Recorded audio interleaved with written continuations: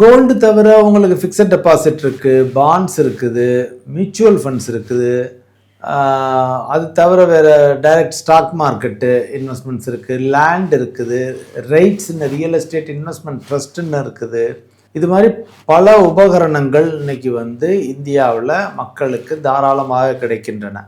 So அதனால் கோல்டை மட்டுமே முதலீடாக நினைக்காமல் தங்களுடைய சொத்துக்களை பரவலாக்கி டைவர்சிஃபிகேஷன் அப்படிம்போம், பரவலாக எல்லா சொத்துக்கள்லையும் எல்லா அசெட் கிளாஸஸ்லையும் வச்சுக்கிறது ஒரு நீண்ட காலத்தில் ஒரு நல்ல வருவாயை ஈட்டி கொடுக்கும். ஓகே சார், இப்போ நான் ஒரு பணம் சம்பாதிக்கிறேன், அந்த பணம் எனக்காக திரும்பி சம்பாதிக்கணும், நான் தூங்கும் போதும் அந்த பணம் எனக்காக சம்பாதிச்சு கொடுத்துக்கிட்டே இருக்கணும் அப்படிங்கிற ஒரு தாட் பல பேருக்கு மத்தியில் இருக்கு இல்லையா? ஸோ அதுக்கு நம்ம இத்தனை இன்வெஸ்ட்மெண்ட்டில் நம்ம எது சார் கரெக்டாக செலக்ட் பண்ணலாம்? எனக்கு கொஞ்சம் நல்ல வருமானம் வேணும், டேக்ஸ் எஃபிஷியண்ட்டாக இருக்கணும், எனக்கு லிக்விடிட்டி வேணுங்கிற போது எடுத்துக்கிற மாதிரி இருக்கணும், அல்லது முதலீடை வேணுங்கிற போது ஸ்டாப் பண்ணுற மாதிரி இருக்கணும்,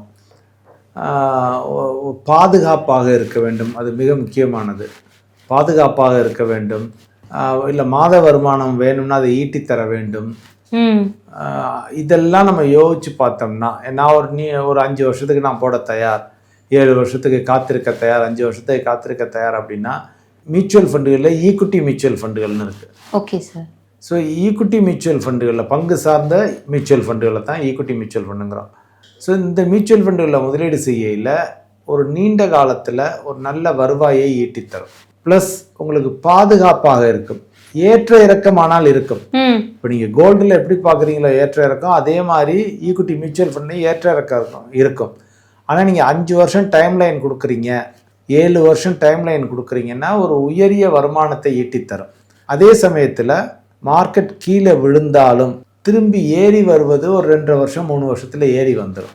வேறஸ் கோல்டோ சில்வரோ பார்த்தீங்கன்னா